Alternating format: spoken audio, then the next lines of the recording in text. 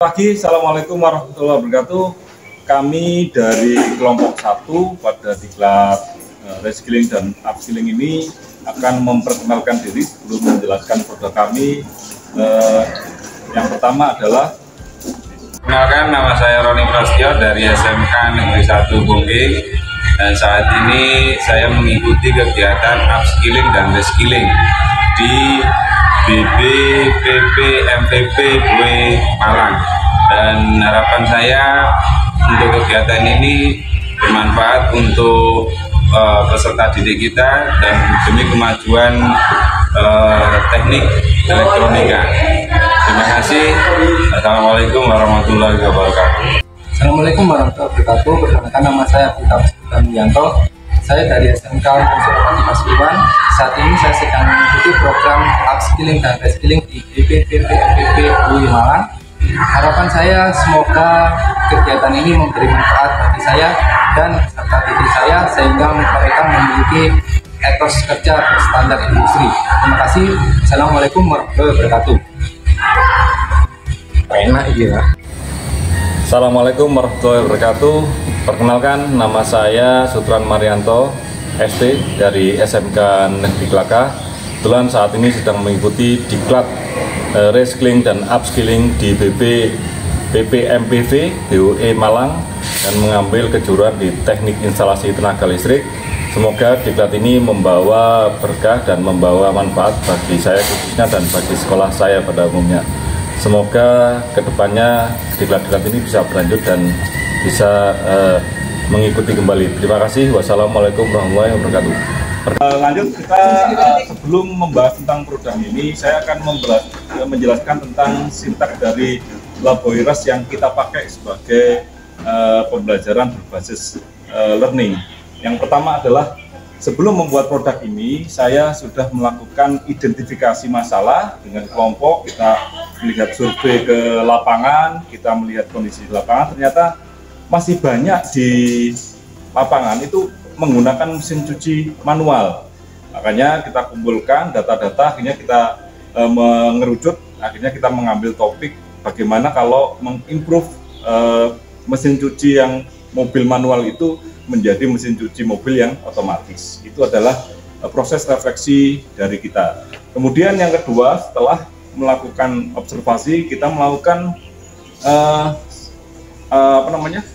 riset. Nah, untuk membuat suatu produk ini, saya dan teman-teman membutuhkan studi literatur, dan itu kita pelajari sebelum mendesain atau merancang dari produk ini. Kita mempelajari buku yang ada, kita mencari sumber dari internet, kemudian terwujudlah produk ini. Kemudian yang ketiga, kita melakukan desain produk, perancangan produk. Akhirnya kita belajar bersama dengan adanya komponen-komponen di lab. Kita rancang, kita desain, kemudian kita buatlah produk ini menjadi sesuai dengan harapan kita. Itu adalah step yang ketiga. Sedangkan step yang keempat, kita melakukan aplikasi. Jadi penerapan dari desain yang kita rancang itu kita wujudkan dalam aktual atau realisasi produk itu bisa bekerja nggak setelah kita rancang. Itu kita aplikasikan dengan produk yang dengan adanya komponen yang ada kita rakit. Itu yang step keempat, yaitu application. Sedangkan yang kelima, kita di step communication. Nah, communication itu adalah kedepannya nanti produk ini bisa nggak kita lempar ke pasaran atau kita pasarkan ke masyarakat sehingga bisa digunakan oleh masyarakat dan bermanfaat bagi masyarakat. Tentunya dengan nilai-nilai ekonomis yang mungkin nanti kita buat kelompok-kelompok. Jadi kalau membuat dengan kompleks, membuat dengan sederhana, itu nanti kita akan coba untuk merancang.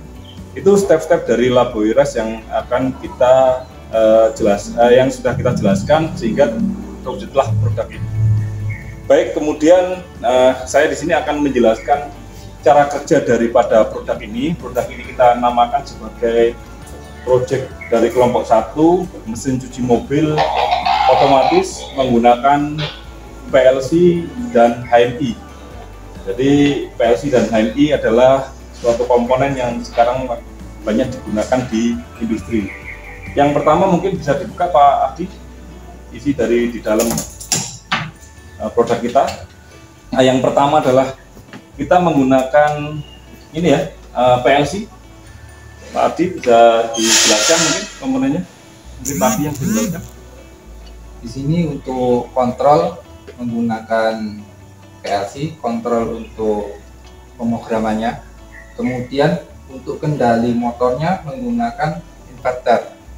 Jadi dengan adanya inverter ini kita sudah tidak menggunakan relay atau kontaktor lagi. Jadi untuk membuat setting motor putar kanan atau putar kiri atau start delta start saja itu include bisa disetting melalui inverter ini tanpa menggunakan kontaktor. Nah, jadi lebih sederhana, lebih hemat kabel gitu ya. Nah, tentunya untuk PLC di sini karena outputnya menggunakan arus DC sehingga membutuhkan power supply. Di sini terpasang power supply untuk mensuplai daya atau energi yang digunakan untuk menghidupkan PLC. Sedangkan dari PLC ini diinvertingkan ke inverter, jadi outputnya DC akan dirubah menjadi AC sehingga bisa digunakan untuk menyalakan motor listrik. Baik, Pak Ardi, untuk yang bagian depannya mungkin. Nah, ini adalah perangkat yang dinamakan HMI atau Human Machine Interface. Di sini kami menggunakan produknya Omron. Jadi di sini pengganti dari tombol manual, ada push button, ada pilot lamp, indikator dan tombol-tombol bisa terwakili dalam satu tampilan touchscreen sini. Jadi gitu, Pak. Baik, oke, terima kasih Pak Ardi atas penjelasan komponennya. Baik, sekarang produk ini kita akan coba apakah produk ini berjalan sesuai dengan desain rancangan kita atau mungkin masih ada yang perlu kita improve di sini. Yang pertama, mungkin saya dibantu Pak untuk menjalankan produk ini bagaimana? Untuk produk ini untuk mengawali itu harus kita tombol start.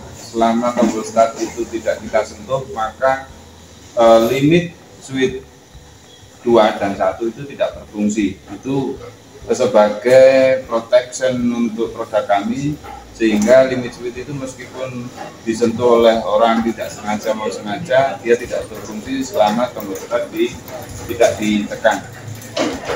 Oke, yang pertama kita tekan tombol start yang dari HMI, bisa dari HMI, bisa dari manual. Nah, kita start. Nah, ketika start maka conveyor itu berjalan sampai menyentuh limit switch 2. Ya. Nah, Lampu indikatornya ada ya? Oke, limit switch 2 itu fungsinya untuk menghentikan motor atau conveyor. Kemudian di jeda waktu 3 detik kita buat 3 detik, tapi kalau di dalam kenyataannya kita sesuaikan dengan kebutuhan. Ini sudah dari awalnya itu dari air, kemudian jeda ke sampo, kemudian ke air lagi di indikator yang di luar sama di HMI itu sama, jadi kita samakan. Nah, kemudian ini di blower itu mengeringkan itu selama 10 detik. Setelah blower berhenti, kemudian jeda sebentar atau 3 detik, kemudian motor reverse atau kembali, kompornya kembali sampai menyentuh limit switch 1 atau di awal tadi limit switch 1, motor berhenti, proses selesai. Apabila terjadi trouble, Pak? Apabila terjadi trouble di dalam prosesnya mulai dari awal, kita tekan tombol emergency sehingga semua proses mati dan ada indikator warna merah. Terima kasih Pak Roni atas penjelasannya. Cara kerja komponennya sudah diterangkan oleh Pak Ardi, kemudian cara kerjanya sudah dijelaskan oleh Pak Roni. Sekarang saya memperkirakan harga jual daripada ini, memang teknologi ini sebenarnya sudah masuk ke teknologi industri, jadi tidak digunakan di hal-hal yang masih sederhana. Cuman memang kita dituntut untuk menggunakan teknologi yang lebih tinggi dibandingkan dengan yang ada di sekolah. Kita menggunakan PLC dengan HMI. Jadi kemungkinan harga jual ini kalau memang kita akan buat improve dan lebih kompleks, bisa sekitar 10 juta lebih, karena memang HMI, PLC, dan inverter dan motor kita ini memang harganya masih mahal. Tapi bagi Bapak Ibu yang mau pesan ke kita bisa buatkan yang lebih sederhana dengan menggunakan kombinasi yang kontaktor yang dijelaskan oleh Pak Adi tadi. Tentunya harganya bisa kita tekan dan bisa lebih turun. Saya kira itu penjelasan saya, kurang lebihnya mohon maaf. Kalau ada yang pemesanan silakan pesan ke kita. Terima kasih. Wassalamualaikum warahmatullahi wabarakatuh.